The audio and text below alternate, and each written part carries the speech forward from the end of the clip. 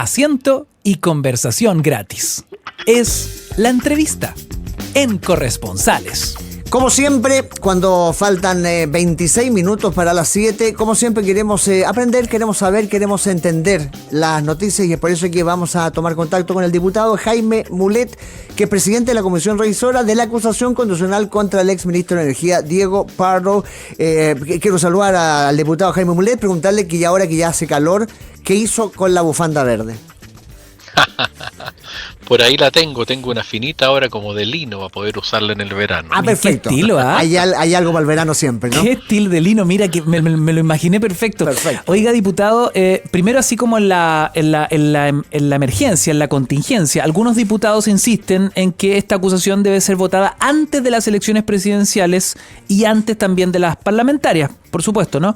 Esto para darle una señal a la ciudadanía. ¿Usted concuerda que esto debiese zanjarse justo antes del 16 de noviembre? Yo creo que se debe zanjar lo antes posible, pero respetando las normas y la garantía del debido proceso. ¿Qué significa Más allá eso? de la opinión que tenga, eso significa que hay plazos constitucionales. Hay 10 días para que el exministro conteste. O sea, el ministro podría contestar hasta el día 12, ya que fue notificado hoy día, son 10 días hábiles. De manera que tiene hasta el día 12. Si el día 12 contesta, y es probable que pida algunas diligencias, o que recibamos el testimonio de algunas personas, eso significa que podemos ocupar el día 13, 14. Entonces, Va a ser muy encima. es complejo, Claro. muy encima. Pero y puede yo ser. no quiero que nos digan, puede ser si él contesta antes, cosa que no creo. No me cierro porque hay que resolverlo rápido. Pero no voy a cortar las garantías del debido proceso o que se cuestione que aquí no se le dio el tiempo suficiente. Si es que él contesta el último día, igual tiene derecho a pedir que la comisión reciba testimonios, experiencias, en Perfecto. fin, o ¿Cuántos expertos. días tiene el exministro 10. para responder? 10. 10 días a partir de hoy día, de manera que se cuenta como los plazos legales. Mañana, 10 días hábiles, termina el día 12. Y después la comisión tiene 6 días. ¿Ah? Entonces esos 6 días hay experiencia donde la comisión se ha tomado 2 o 3 días. Ya, Entonces algunos sectores me dicen a mí, oye, pucha, vamos rápido, hagámoslo el 14. Sectores de oposición casi todo, pero también del oficialismo. Ojo, quiero Ya. ser claro en eso. ya, perfecto. ¿Ah? Así como que tienen ganas algunos, da la impresión de votar a favor de la acusación, pero yo voy a guardar las formas y me voy a preocupar de que las cosas se hagan bien. Ahora, si el ministro contesta antes, perfectamente Claro, podemos votar se el podría día llegar 14. a tanto. Diputado, más allá de este caso, más allá de, ya vamos a entrar en el detalle de este caso contra el exministro de Energía, pero la gente está ya tan confundida con esto de las acusaciones constitucionales. Dábamos recién la noticia de un juez que está en la misma función. Esta herramienta, la acusación constitucional que tiene el Congreso, ¿de qué se trata? ¿En qué caso? ¿Para qué se hace una acusación constitucional? Bueno, se hace para sancionar a altas autoridades de la República que han incumplido en una serie de causales que la propia Constitución señala y que no son delitos de naturaleza penal que los lleven a la cárcel o no son de naturaleza administrativa, sino que son de una naturaleza más elevada, político-institucional, diría yo, como la traición a la patria, por ejemplo. Y en este caso de los ministros de Estado, la traición entiendo que está también, y en este caso la causal de incumplir gravemente la Constitución o las leyes, que es la causal que se invocó en este caso. Ahora, el problema es que eso es algo que interpretativo, ¿no? Y es por eso que tenemos este festival de acusaciones constitucionales, porque si un grupo de personas que cumplen los requisitos para poder presentar una acusación constitucional decide de que un ministro ha dejado sus deberes, se hace esto.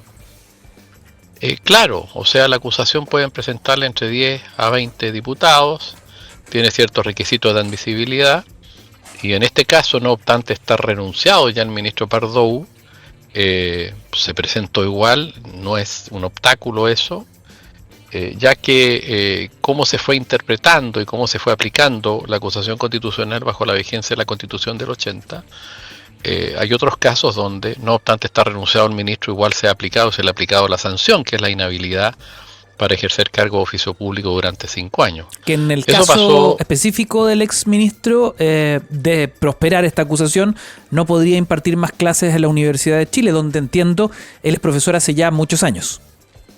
Claro, y no podría tampoco ejercer ningún cargo público, ni elegido ni no elegido. La extensión más más amplia es la docencia también. Pero tampoco puede ser funcionario público, tampoco puede ejercer un cargo de elección popular. Es una sanción importante, se le aplicó a Chadwick, no obstante haber estado renunciado. Mi propio sector político, de manera que respecto de la admisibilidad, la doctrina o, si usted quiere, la historia y la aplicación de la misma implica que no hay problema en ese sentido en esta acusación, más allá de lo que uno pueda decir o a uno le pueda parecer. Ahora, convengamos, diputado, que esta herramienta ha sido muy cuestionada en los últimos años, de lado y lado, ¿no? Así es. Porque finalmente, bueno, hay muchas que no han prosperado en el último periodo. Esto muchas veces desvía la atención de los temas importantes que el Parlamento debe atender en beneficio de la gente. Y esto se queda siempre en una guerra política de bandos opositores versus el gobierno de turno. Sin embargo, en este caso, todo indica que esta acusación podría prosperar por lo transversal de quienes la apoyan. Usted fue uno de los primeros que pidió la renuncia del ministro Pardo cuando toma conocimiento respecto de los hechos relacionados con el tema del alza de las cuentas de luz, etcétera. ¿Hay agua en la piscina, cree usted, para esta acusación constitucional? ¿Cree que esta sí puede prosperar? A ver, yo lo que he dicho es que yo estoy abierto a estudiarla, lo dije antes y efectivamente pedí la renuncia del ministro, porque creo que los hechos son extremadamente graves. Mi impresión es que hay una voluntad mayoritaria a priori, pero es necesario que el ministro ejerza su defensa y dé explicaciones en la contestación de la acusación. Creo que eso es relevante. Pues el ministro nos dice, miren, respecto del caso, no sé, pues de Transelec, que aparece como muy grave también, que él fue informado hace un año que se habían sobrevalorizado sus activos y que eso había incidido en la tarifa en $100 millones pagada por los usuarios. Si el ministro dice, mire, yo informé al presidente, y bueno, y más bien la inacción no es responsabilidad de él. Claro. Uno podría decir, bueno, usted hizo lo correcto, le avisó a su jefe. ¿Me explico? Sí. Entonces hay que esperar y ver si hay una razón de esa envergadura y uno tiene que, en ese sentido, actuar en consecuencia. Respecto del cobro indebido por la generación de energía, por el doble reajuste, claro, ahí hay que escucharlo, ver qué es lo que hizo, por qué no revisaron circunstanciadamente, cuando íbamos a tener el alza de tarifa más grande en la historia de los últimos 30 años y resulta que yo creo que lo mínimo hubiera sido revisar cada paso de todo el proceso de fijación tarifaria y haber descubierto el doble reajuste. Ahí, cierto, pero también es cierto que esto estaba desde el año 2017, la fórmula, ¿te fijas? Entonces va a haber que ponderar eso, con inteligencia, creo yo. Pero claro, está en una situación difícil hoy día. Vamos a ver si hay una respuesta contundente como para que, y yo calculo que hay una mayoría no solo opositora, sino que también parte del oficialismo que planteó esto muchas veces, no directamente las causales o los hechos que ahora se han tenido conocimiento, pero que este proceso de alza de tarifas era una situación extremadamente grave y que se pudo haber aminorado al menos en un 7%, en un 2%, en un 3% en algunos sectores. Ahora, para entender cómo funciona, entonces, hablábamos recién de estos plazos para que se presente la respuesta del exministro. ¿Qué viene después? ¿Cómo se toma la decisión? ¿Esto es una votación de la comisión o pasa al pleno? ¿Cómo se hace esto? Sí, los 5 miembros de la comisión, una vez recibida la contestación del ministro, hay 6 días para analizar el fondo, el mérito de la acusación. ¿Ya? Estos días previos que ya hemos estado sesionando, hoy día tuvimos la primera sesión, estamos viendo cuestiones generales, el sistema eléctrico, hoy día estuvo Hernán Calderón de Conadecus dándonos su impresión. Vamos, el próximo lunes debiera estar el ministro Álvaro García, pero una vez que conteste tenemos que abocarnos a analizar el mérito, mire, de acuerdo a lo que él contesta, seguramente citaremos algunos profesores, en fin, de acuerdo a los argumentos, digamos, y cosas que sean necesarios. Y después de estos 6 días, hasta 6 días, y ahí es donde hay una interpretación que algunos dicen que el presidente de la comisión, o sea, yo en este caso, podría recortarlos o no, después de esos días se vota en la comisión y va a la sala al día siguiente. ¿Y esa votación no significa nada para la sala? No es vinculante. No es vinculante. Es una señal y es aleatoria, porque al final los 5 fuimos aleatoriamente escogidos, de manera que uno no puede decir que es la respuesta mayoritaria. No lo sabemos.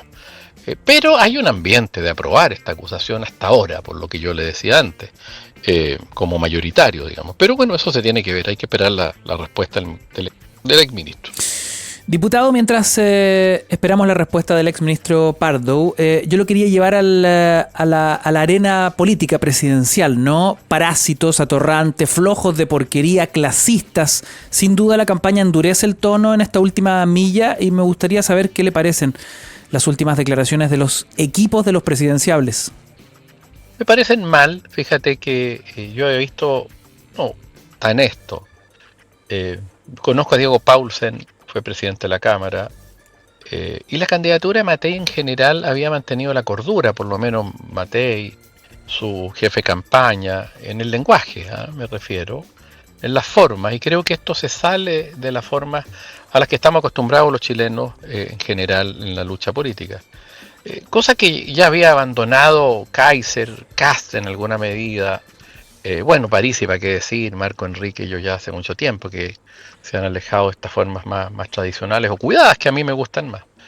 De manera que creo que baja un peldaño en la forma en que el comando Matei, particularmente Diego Paulsen, hace bajar el nivel del debate.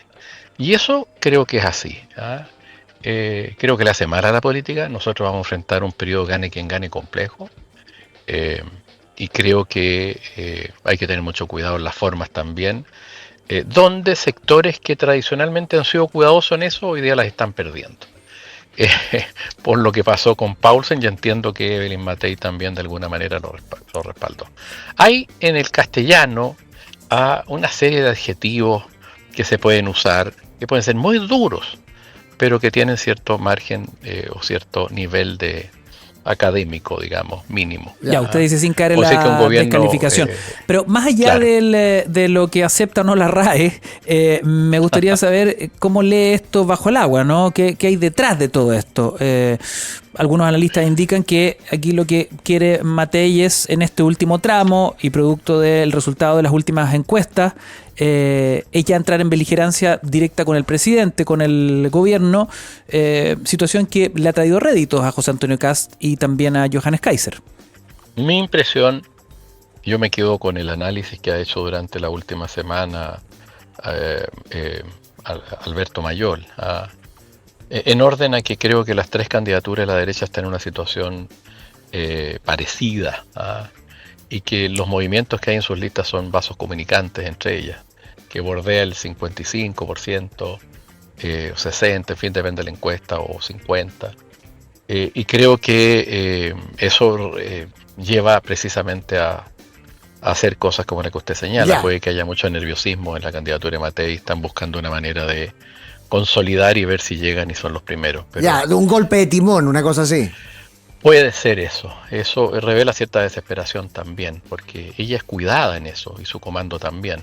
Entonces claramente uno puede entender que es una estrategia que yo creo que es equivocada desde mi punto de vista, pero bueno, son ellos los que tienen que hacerla. A ver si lo entendí, diputado, ¿ve desesperada a Evelyn Matei? Yo creo que, no sé si ella, pero por lo menos su jefe de campaña al incurrir en ese tipo de lenguaje burdo, yo creo que sí, fíjate. Eso es lo que creo, lo que se me ocurre. Una medida un poco dura, digamos, en lo que estamos acostumbrados a ver en Paulsen, que siempre fue un tipo muy ponderado, al menos en el lenguaje, en la cámara, en la forma, fue presidente casi 2 años. Lo que confirma que podría ser algo pensado y no un exabrupto del momento. Yo creo que no es un exabrupto.